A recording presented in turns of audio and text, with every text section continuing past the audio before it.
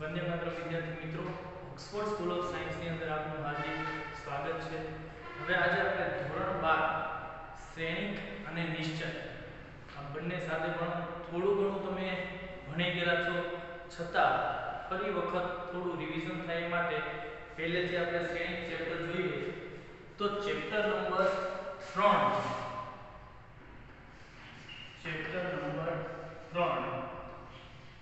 શ્રેણિક। तो के સૌથી પહેલા શ્રેણિક કહેવાય કોને? તો કે શ્રેણિક જે છે ઈ સંખ્યાઓ અથવા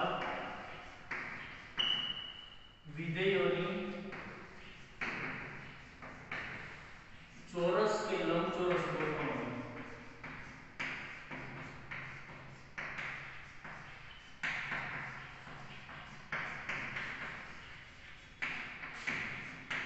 ગોઠવણીને શ્રેણિક કહેવાય।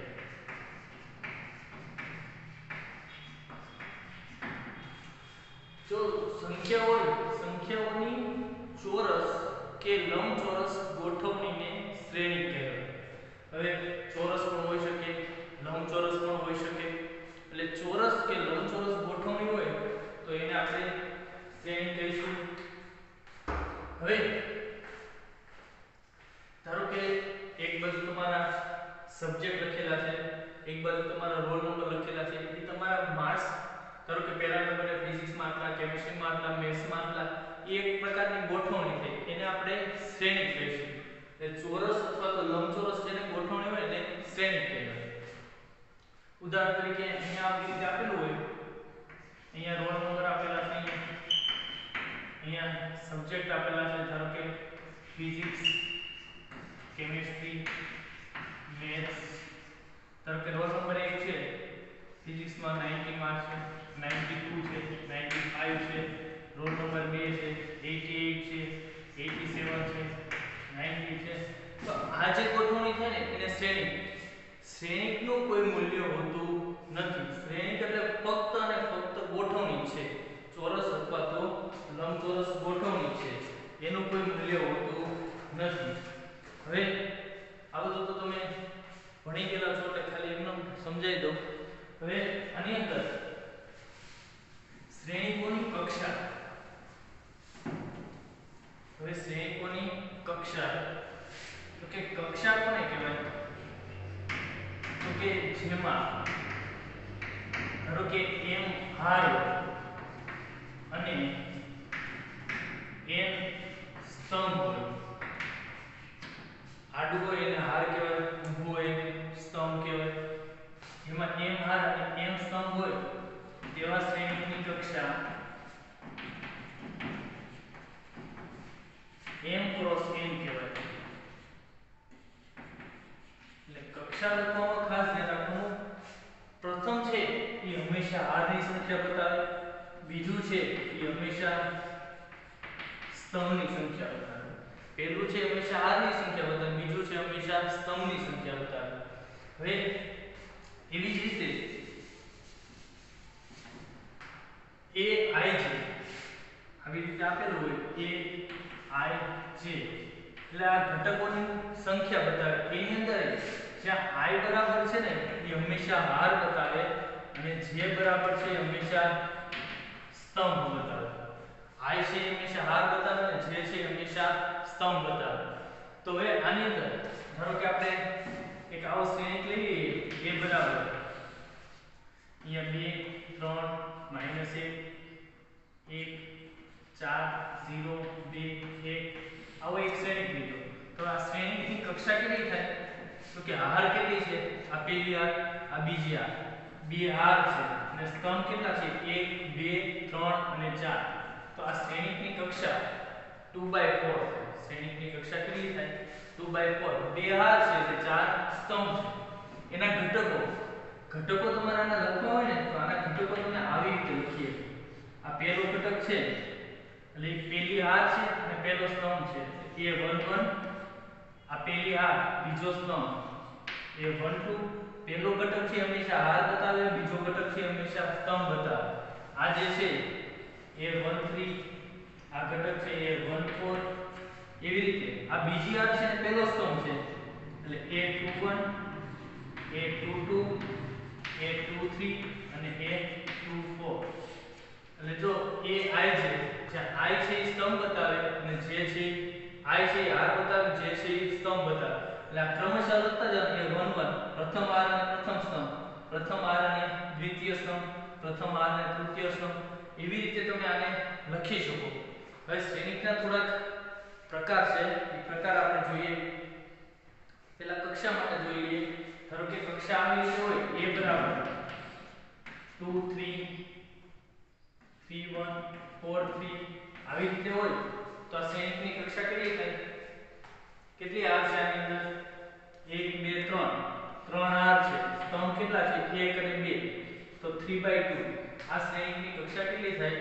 3/2 એટલે શ્રેણિક ચોરસ પણ હોઈ શકે લંબચોરસ પણ હોઈ શકે આવી રીતે શ્રેણિક હોય 2 1 -1 0 તો આની અંદર 2 r છે અને 2 સ્તંભ છે તો આ શ્રેણિકની કક્ષા કેટલી થાય તો કે 2/2 પછી આ ચોરસ શ્રેણિક કહેવાય બંને જેમાં r અને સ્તંભની સંખ્યા સરખી હોય એવા શ્રેણિકને ચોરસ શ્રેણિક કહેવાય એટલે શ્રેણિક લંબચોરસ પણ હોઈ શકે અને ચોરસ પણ હોઈ શકે હવે શ્રેણિકોના પ્રકાર છે થોડા એમાં પહેલો છે સ્તંભ શ્રેણિક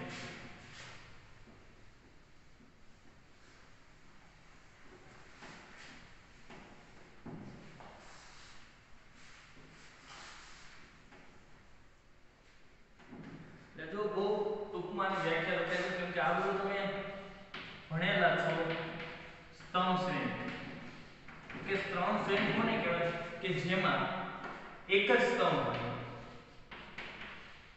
જેમાં એક જ સ્તંભ હોય તેને સ્તંભ શ્રેણિક કહેવાય એક જ સ્તંભ હોવો જોઈએ એને સ્તંભ શ્રેણિક ઉદાહરણ તરીકે આવી રીતે હોય 1 2 3 આની અંદર એક જ સ્તંભ r ગમે એટલી આમાં r 3 છે પણ સ્તંભ કેટલા છે એક જ આ શ્રેણિકને કેવો શ્રેણિક કહેવાય સ્તંભ શ્રેણિક પછી બીજું છે હાર શ્રેણિક કે હાર શ્રેણિક કોને કહેવાય કે જેમાં એક જ હાર હોય એક જ હાર હોય તેવા શ્રેણિકને હાર શ્રેણિક કહેવાય ઉદાહરણ તરીકે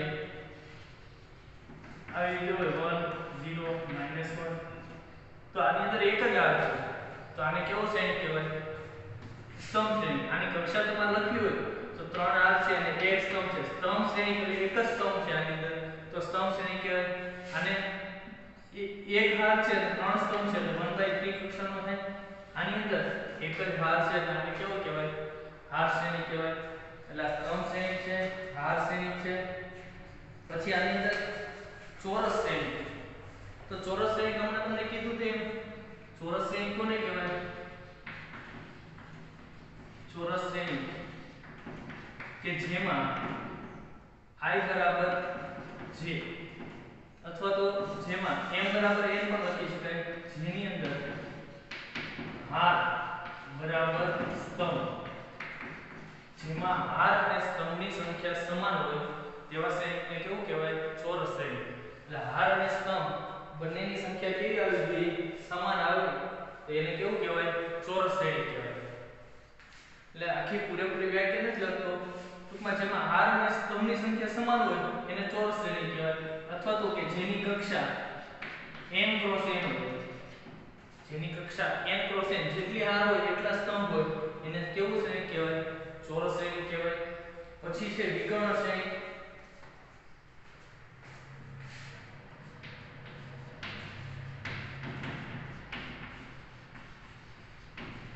વિકર્ણ શ્રેણિક તો વિકર્ણ શ્રેણિક કોને કહેવાય તો કે કોઈ પણ શ્રેણિક આપેલો હોય આવી રીતે 1 2 3 3 1 0 0 0 1 તો જો આની અંદર આ જે પહેલું મળ્યું અને પ્રથમ r કહેવાય આ બધું તમે ભણી ગયેલા છો આ બીજું મળ્યું આને દ્વિતીય r કહેવાય આ જે મળે અને તૃતીય r કહેવાય કે અહીંયા જે મળે પ્રથમ સ્તંભ કહેવાય,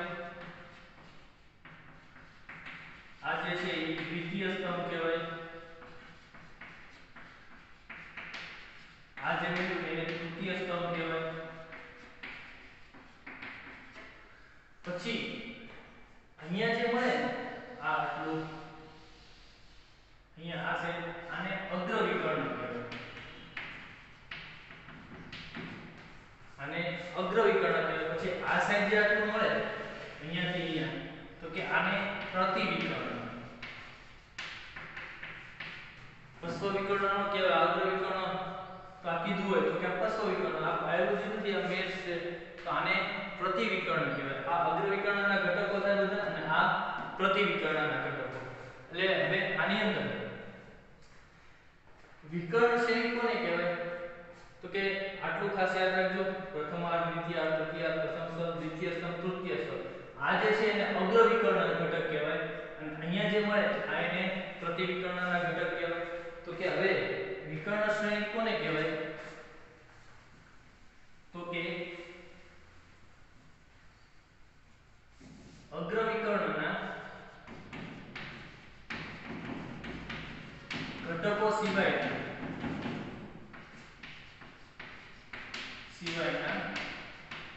બધા જ ઘટકો શૂન્ય હોય તેને વિકર્ણ શ્રેણી કે અગ્ર વિકર્ણના ઘટકો જોવો તો બાકી બધાના વિકર્ણો કેવા હોવા જોઈએ? 0.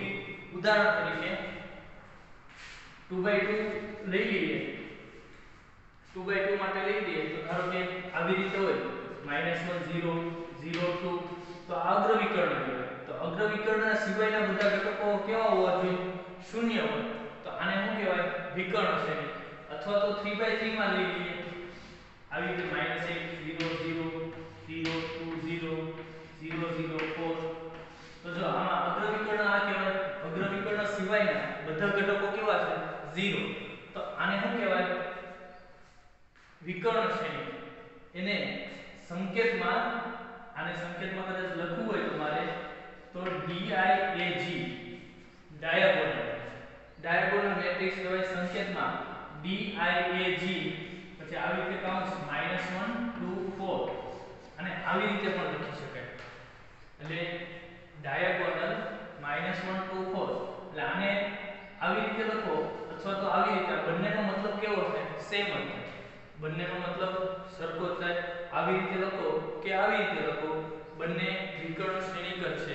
આ એનો સંકેત છે. કદાચ એક્ઝામ ની અંદર તમારે આવો શબ્દ આપેલો ડાયાગોનલ -1 2 4, એનો મતલબ આ કેવો શ્રેણીક થાય? વિકર્ણ શ્રેણીક. પછી જે એકમ શ્રેણીક, કે એકમ શ્રેણીક કોને કહેવાય? તો કે આની અંદર અગ્ર વિકર્ણના ઘટકો એક હોય તથા બાકીના ઘટકો શૂન્ય હોય.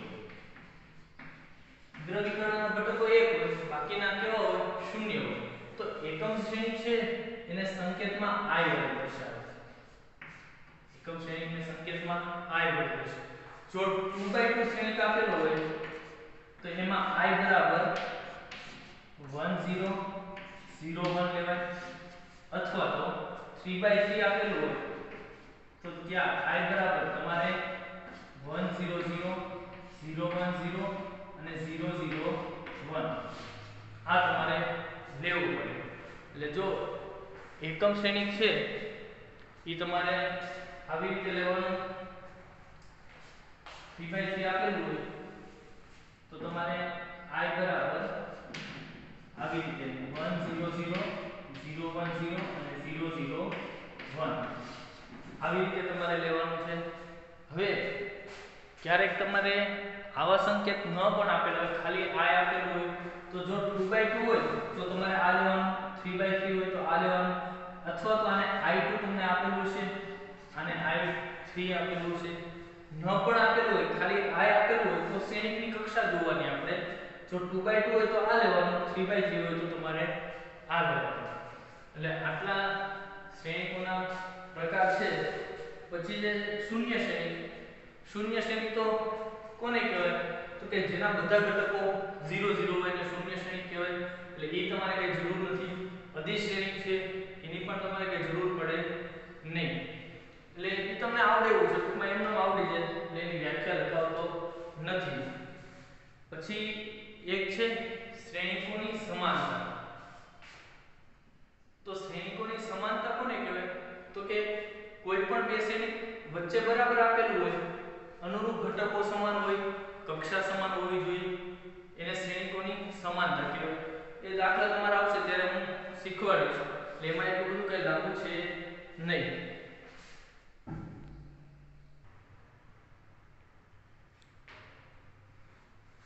ચલો હવે સ્વાધ્યાય 3.1 એની અંદર પહેલો પ્રશ્ન છે કે શ્રેણી એ માટે જો બહુ સેરા પ્રશ્ન છે શ્રેણી એ આપેલું છે એ બરાબર 2 5 19 -7 35 -2 5/2 12 √3 1 -5 અને 7 માટે આના માટે તમારે નીચે વસ્તુ આપેલી છે એ ગોતવાની છે એમાં પહેલો જ પ્રશ્ન છે કે શ્રેણીની કક્ષા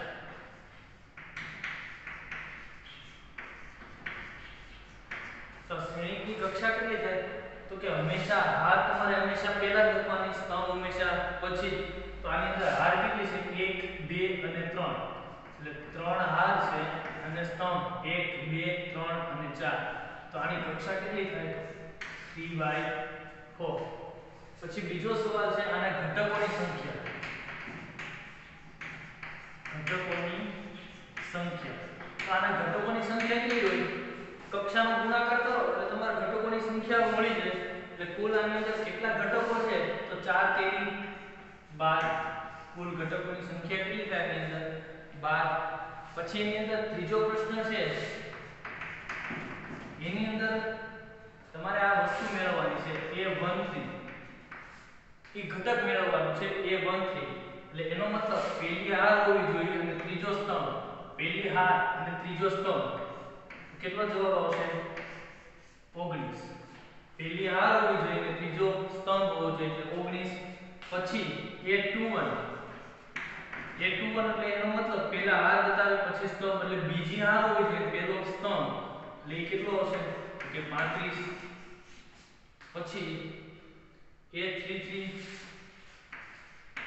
એટલે ત્રીજી હાર હોવી જોઈએ અને ત્રીજો સ્તંભ આ ત્રીજી હાર છે ત્રીજો સ્તંભ કેટલો જવાબ આવશે તો કે -5 ત્રીજી હાર છે અને ત્રીજો સ્તંભ પછી છે a24 એટલે બીજી હાર હોવી જોઈએ અને ચોથો સ્તંભ બીજી હાર અને ચોથો સ્તંભ તો એની અંદર કેટલા આવશે તો કે 12 પછી a23 બીજી હાર હોવી જોઈએ અને ત્રીજો સ્તંભ આ બીજી હાર અને આ ત્રીજો સ્તંભ એટલે એનો જવાબ કેટલો આવશે 5/2 એટલે પહેલા આ જોવાની પછી સ્તંભ એટલે આ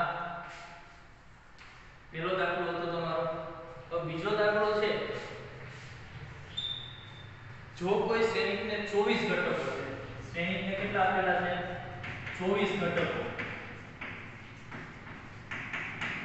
તો તેની શક્ય કક્ષાઓ ઘટકો હોય તો તેની શક્ય કક્ષાઓ કઈ તો 24 ના ભાગ પાડવાના તો 24 *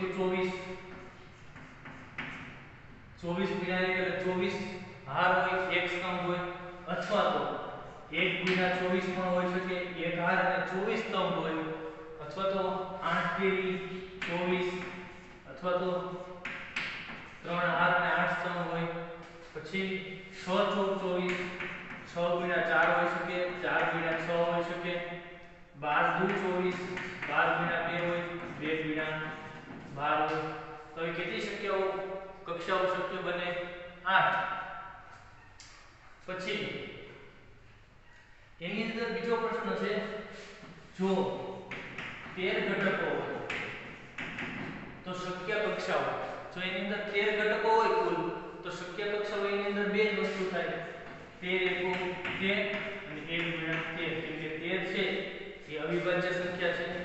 પછી ત્રીજો પ્રશ્ન છે, જો શ્રેણીને 18 ઘટકો હોય, આમાં છે 18 ઘટકો હોય તો શક્ય કક્ષાઓ, કેટલી થાય? 18 ઘટકો હોય તો 18 એકુ 18, 1 ગુણ્યા 18, પછી 9 દુ 18, 2 ગુણ્યા 9, પછી 6 તેરી 18, 6 ગુણ્યા 3, 3 ગુણ્યા 6,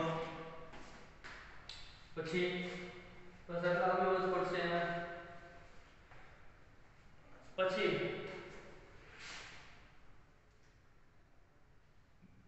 જો શક્ય 5 ઘટકો હોય, જો 5 ઘટકો હોય, 5 ઘટકો એટલે 5 અવિભાજ્ય સંખ્યા, એટલે બે જ કક્ષાઓ શક્ય બને, 1 ગુણ્યા 5 અને 5 ગુણ્યા 1.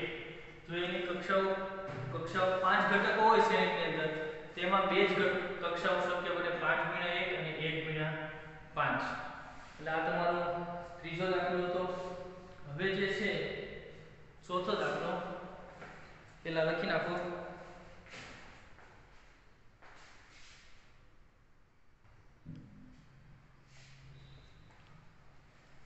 ચાલો હવે ચોથો દાખલો છે, આની અંદર ચોથો દાખલો છે, જો કોઈ 2/2 શ્રેણી, એટલે જેની કક્ષા 2/2 છે તેનો મતલબ જેમાં બે હાર અને બે સ્તંભ હોય, શ્રેણી A બરાબર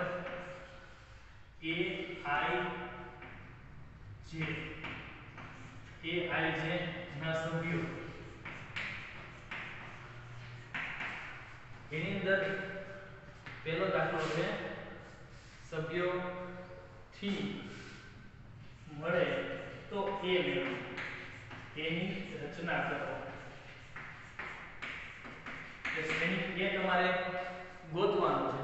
હવે A અહીંયા 2/2 કક્ષામાં આપ્યો, એટલે બે હાર અને બે સ્તંભ, તો A બરાબર 2/2 કક્ષામાં આપેલું, એટલે તમારે ગોતવું શું પડે? બે હાર હોય, A11, A12, A21 અને A22. બે 2/2 છે શ્રેણી, તો આ ચાર વસ્તુ તમારે મેળવવી પડે, A11, A12, A21 અને A22. હવે એમાં જે પહેલું છે એ I આપેલું છે, પહેલું જે છે I, બીજું જે છે એ સ્તંભ. પહેલું I લેવાનું અને બીજું સ્તંભ લેવાનું. તો એની અંદર ત્રણ દાખલા છે, ત્રણ દાખલામાંથી એક પહેલો એક ગણાવું, બીજા બે તમારે હોમવર્ક ની અંદર કરવાના છે. એની અંદર પહેલો છે AIJ બરાબર I plus j નો હોલ સ્ક્વેર બાય 2. તો આની અંદર તમારે આ ચાર વસ્તુ તમારે મેળવવાની છે, તો એમાં A11 લેવાય, I બરાબર 1 લ્યો, J બરાબર 1 લ્યો, તો અહીંયા કિંમત મૂકો, 1 plus 1 નો સ્ક્વેર બાય 2, 1 plus 1 2, 2 નો સ્ક્વેર 4, 4 ના છેદમાં 2, એટલે કેટલો આન્સર આવશે? 2. પછી A12, તો અહીંયા I બરાબર તમારે 1 લેવાના, J બરાબર 2 લેવાના, તો આની અંદર જ કિંમત મૂકવાની, 1 plus 2 એનો હોલ સ્ક્વેર છેદમાં 2, 2 ને 1 3, 3 નો સ્ક્વેર 9 ના છેદમાં 2. પછી A21, તો I ની જગ્યાએ તમારે 2 મૂકવાના, J ની જગ્યાએ 1, એનો સ્ક્વેર છેદમાં 2, તો I 3 નો સ્ક્વેર 9, 9 ના છેદમાં 2. પછી A22, તો I ની જગ્યાએ 2 લેવાના, J ની જગ્યાએ 2 લેવાના, એનો સ્ક્વેર, એટલે અહીંયા તમને I આપેલું હોય, પહેલો સભ્ય I મૂકવાનો, બીજો સભ્ય J મૂકવાનો, I બરાબર 1, J બરાબર 2, અહીંયા A22, એટલે I બરાબર 2 મૂકો, J બરાબર 2 મૂકો, છેદમાં તો 2 હતા, તો 2 2 4, 4 નો વર્ગ 16, 16 ના છેદમાં 2 એટલે 8. તો આનો મતલબ પછી છેલ્લે તમારે આન્સર લખવાનો, A બરાબર A11, આપણે આ 2/2 ગોતવાનું છે, તો A11 કેટલો મળ્યો? તો કે 2, A12 9/2, a21 તો કે એ પણ 9/2 અને a22 એ કેટલું મળ્યું તો કે 8 આ એનો તમારો આન્સર. હવે આની અંદર બીજો અને ત્રીજો છે, બીજો અને ત્રીજો આ હોમવર્કમાં કરવાના છે તમારે, બહુ સહેલા છે. 2/2 એટલે a11 a12 a21 a22 ચાર વસ્તુ તમારે આની અંદર ગોતવાની છે. પછી પાંચમો પણ એવો છે, એ પણ તમારે હોમવર્કમાં જ કરવાનો છે પાંચમો, પણ એની અંદર વધારે સભ્યો મેળવવાના છે. જો શ્રેણી 3/4 કક્ષામાં હોય, શ્રેણીના સભ્યો 3/4 કક્ષામાં એટલે તમારે આની અંદર 12 વસ્તુ મેળવવી પડે. આમાં કેમ 4 વસ્તુ મેળવી હતી એવી રીતે એમાં 12 વસ્તુ મેળવવી પડે. એની અંદર પહેલો દાખલો છે aij બરાબર 1/-3 i plus j મોડની અંદર છે. તો આની અંદર તમારે 12 સભ્યો મેળવવા પડે. 3/4 કક્ષાનો શ્રેણી છે એટલે તમારે આવી રીતે 3 r છે, a11 a21 a31 અને 4 સ્તંભ છે 1 2 1 3 1 4, પછી a21 a22 a23 a24 a31 a32 a33 અને a34. એટલે આ 12 સભ્યો આમાં કેવા આવી રીતે 4 સભ્યો મેળવવાના, એવી રીતે આની અંદર 12 સભ્યો મેળવવાના. કઈ રીતે મેળવવાના તો કે પહેલો સભ્ય છે a11 તો i ની જગ્યાએ 1 મૂકવાનું, j ની જગ્યાએ 1 ના મોડની અંદર i ની જગ્યાએ 1 મૂકો એટલે -3, j ની જગ્યાએ 1 મૂકો એટલે +1 1/2 -2 વધે તો મોડ છે એટલે +2 તો 2/2 એટલે કેટલો આન્સર આવશે 1. એટલે અહીંયા તમારે કેટલા લખવાના 1.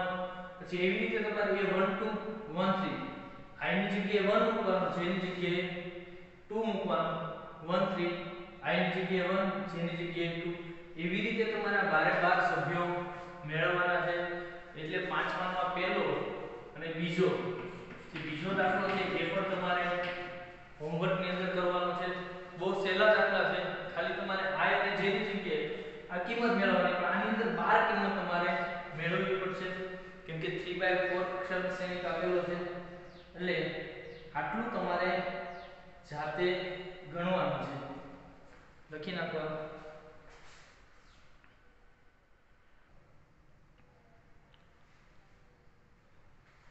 ચલો હવે છઠ્ઠો દાખલો છે.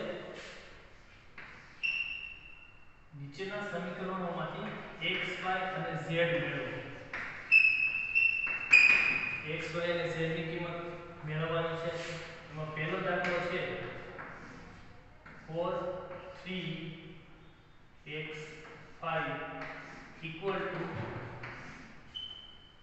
y z 1 અને 5. આ બે સમાન આપેલા છે તમને, તો આમાં x y z ની કિંમત ગોતવાની. તો શ્રેણીકની અંદર આ શ્રેણીકની સમાનતા કહેવાય. શ્રેણીકની અંદર અનુરૂપ ઘટકો a11 વચ્ચે બરાબર આપેલું હોય તો આ બંને સરખા થાય, a11 આ બાજુ a11 a12 a12 a21 a21 a22 a22. તો શ્રેણીકની અંદર જો આ વસ્તુ ખાસ યાદ રાખજો, શ્રેણીકની અંદર ડાયરેક્ટ સરખાવી શકાય. આની જગ્યાએ તમને કદાચ નિશ્ચયક આપેલું હોય આવી રીતે 4 3 x5 equal to yz 1 5, તો આ બેને ડાયરેક્ટ સરખા. અહીંયા જો આની અંદર 4 બરાબર y લખી શકાય શ્રેણીકની અંદર 4 બરાબર y લખી, આની અંદર 4 બરાબર y લખી શકાય નહીં કેમ કે આ બે લીટા છે, નિશ્ચયકનો સિમ્બોલ છે. નિશ્ચયકની અંદર ડાયરેક્ટ સરખાવી શકાય નહીં. શ્રેણીક એટલે સંખ્યાઓની ગોઠવણી છે, એને ડાયરેક્ટ સરખાવી શકાય. 3 બરાબર શું લખી શકાય તો કે z 3 બરાબર z, પછી x બરાબર તો કે 1 અને 5 બરાબર 5. આપણે તો x y z ની કિંમત જોઈ, x y z ની કિંમત મળી ગઈ. પણ આ વસ્તુ ખાસ યાદ રાખજો, નિશ્ચયકની અંદર તમે ડાયરેક્ટ સરખાવી શકો નહીં, શ્રેણીકની અંદર તમે ડાયરેક્ટ સરખાવી શકો. એટલે આ વસ્તુ ખાસ યાદ રાખજો કેમ કે અમુક MCQ આવી રીતે પૂછે તો x y z કીધા તો સીધા ગોતી લેવાના નથી, આને સોલ્વ કરવાના હોય નિશ્ચયકને, કેમ કે નિશ્ચયકનું મૂલ્ય મળે શ્રેણિકનું કોઈ મૂલ્ય હોતું નથી. આ વસ્તુ ખાસ યાદ રાખજો. હવે બીજો દાખલો છે, એની અંદર બીજો દાખલો છે તો કે અહીંયા x y 2 5 z xy બરાબર 6 2 5 8. તો આની અંદર પણ સરખાવી સમીકરણ મેળવો, એને સોલ્વ કરો તો કે પહેલું સમીકરણ શું બનશે તો કે x y બરાબર 6, 2 બરાબર 2 એને સરખાવવાની જરૂર નથી. પછી 5 z બરાબર 5, તો 5 5 કેન્સલ, z બરાબર 0. એક કિંમત તમને મળી ગઈ z બરાબર 0. હજી એક સમીકરણ બનશે xy બરાબર 8. તો એ ગમે એની કિંમત અહીંયા આમાંથી કોઈ પણ એકની કિંમત લઈને આમાં મૂકો. ધારો કે x બરાબર કેટલા લખી શકાય તો કે 6 y. એ કિંમત અહીંયા મૂકો, x ની જગ્યાએ 6 y અને 1y તો બરાબર 8. તો હવે આની અંદર ગુણાકાર કરો તો શું આવશે 6y y² બરાબર 8. ઓલી સાઈડ જાય તો શું વધશે y² -6y + 8 બરાબર 0. તો 8 ના એવા અવયવ પાડો સરવાળો -6 થાય તો 4 × 8 y - 4 અને y - 2 = 0. તો y બરાબર 4 થાય અને y બરાબર 2 થાય. જો y બરાબર 4 લઈએ, આપણે y બરાબર 4 લઈએ તો x ની કિંમત કેટલી મળશે? કોઈ પણ એક સમીકરણમાં મૂકી દો, અહીંયા 4 મૂકો તો x બરાબર કેટલું મળશે 2. y બરાબર તમે જો 2 લ્યો તો x બરાબર કેટલું મળશે 4. ટૂંકમાં આનો જવાબ x y z છે, એનો જવાબ શું આવશે z બરાબર તો બંનેમાં કેટલું છે 0. એટલે કાં તો જવાબ તમારો આન્સર જે છે એ તમે આવી રીતે લખી શકો x બરાબર 2 ત્યારે y બરાબર 4 અને z બરાબર તો 0 છે, અથવા x બરાબર 4 y બરાબર 2 અને z બરાબર 0. આટલો આન્સર થાય. એટલે બે સમીકરણ બને, બે સમીકરણને તમારે સોલ્વ કરવાના છે એટલે તમારો આન્સર મળી જાય. પછી ત્રીજો છે આની અંદર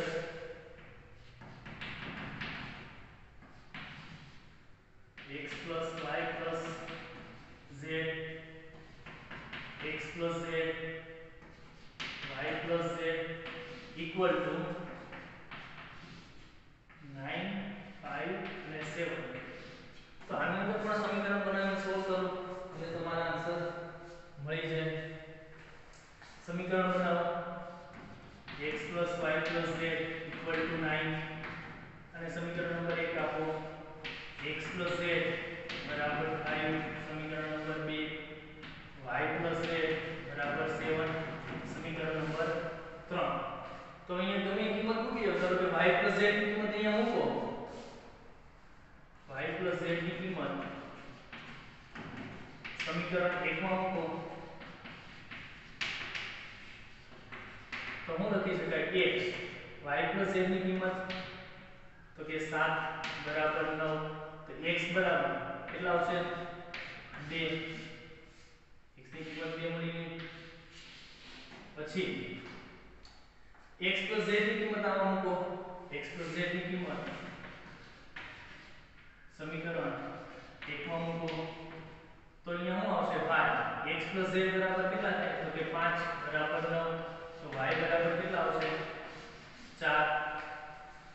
તો હવે આપણે z ની કિંમત જોઈએ છે તો y ની કિંમત સમીકરણ 3 માં મૂકો, y ની કિંમત સમીકરણ 3 માં મૂકતા તો y બરાબર 4 + z બરાબર 7. તો z બરાબર 7 માંથી 4 જાય તો 3. એટલે આવી રીતે તમે દાખલા ગણી શકો. આની પછીનો જે 7મો દાખલો છે એ 7મો દાખલો છે તમારો, એ તમારે હોમવર્કની અંદર એમાં ABCD 4 વસ્તુ ગોતવાની છે. ABCD એ આવી રીતે શ્રેણીકોની સમાનતાથી પેલો ઘટક સરખાવો, અનુરૂપ ઘટકો તમારે સરખાવવાના છે અને એની કિંમત તમને મળી જાય. એટલે એ તમારે જાતે ગણવાનું છે.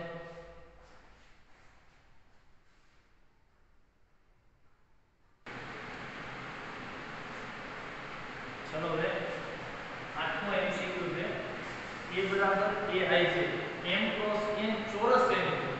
તો હવે ચોરસ શ્રેણિક હોય તો ચોરસ શ્રેણિકની અંદર હંમેશા હાર અને સ્તંભની, જે m હાર બતાવે, જે n છે એ સ્તંભ બતાવે. તો ચોરસ શ્રેણિક હોય તો ચોરસ શ્રેણિકની અંદર સ્તંભ અને હાર બંનેની સંખ્યા કેવી હોય? સમાન. તો ચોરસ શ્રેણિકની અંદર હાર અને સ્તંભની સંખ્યા સમાન હોય તો અહીંયા શું જવાબ આવશે તમારો? m બરાબર n. m અને n સરખાવ. ચોરસ શ્રેણિકની અંદર કાં તો 2/2 હોય, 3/3 હોય, 4/4 હોય, એ બંને હાર અને સ્તંભની સંખ્યા હંમેશા કેવી હોય? સમાન હોય. એટલે આની અંદર m બરાબર n જવાબ આવશે. પછી આની અંદર x y ની જે કિંમતો માટે નવું એમસીક્યુ છે શ્રેણિક જોડ. આ બંને જોડ સમાન આપેલી હોય તો x અને y ની કિંમત સમાન આપેલી છે એટલે વચ્ચે બરાબર આપણે મૂકી શકીએ. એટલે સરખાવવાને તો કે પહેલા સભ્યને સરખાવો. 3x + 7 = 0. તો 7 ઓલી સાઈડ જાય એટલે x બરાબર -7/3. તો આવો એક ઓપ્શન આવતો નથી. પછી બીજું સરખાવો. 5 બરાબર y - 2. -2 આ સાઈડ આવે તો y બરાબર કેટલા થાય? 7. પછી અહીંયા y + 1 બરાબર 8 તો y બરાબર 7.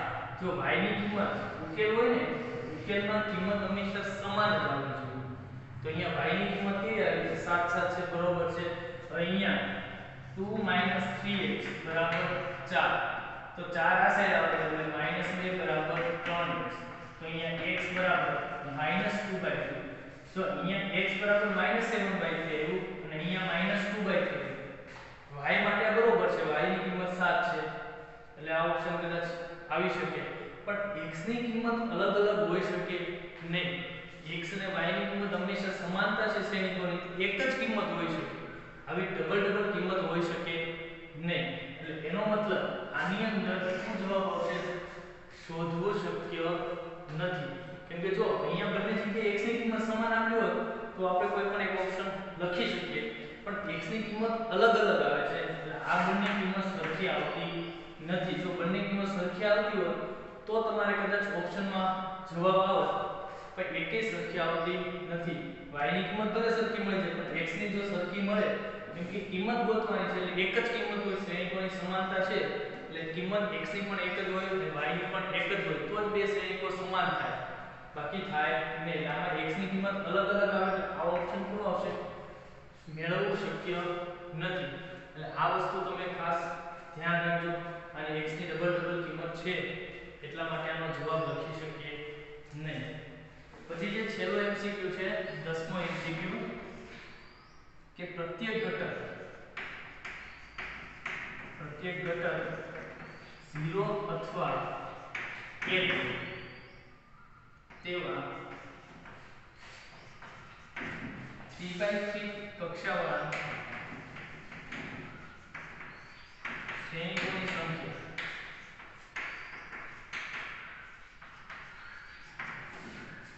ખાલી જગ્યા છે. તો જો પ્રત્યેક ઘટક કાં તો 0 હોય અથવા તો 1 હોય તો a બરાબર 3/3 આપેલો છે એટલે આપણે આવી રીતે લઈ શકીએ a11 a12 a13 a21 a22 a23 a31 a32 અને a33.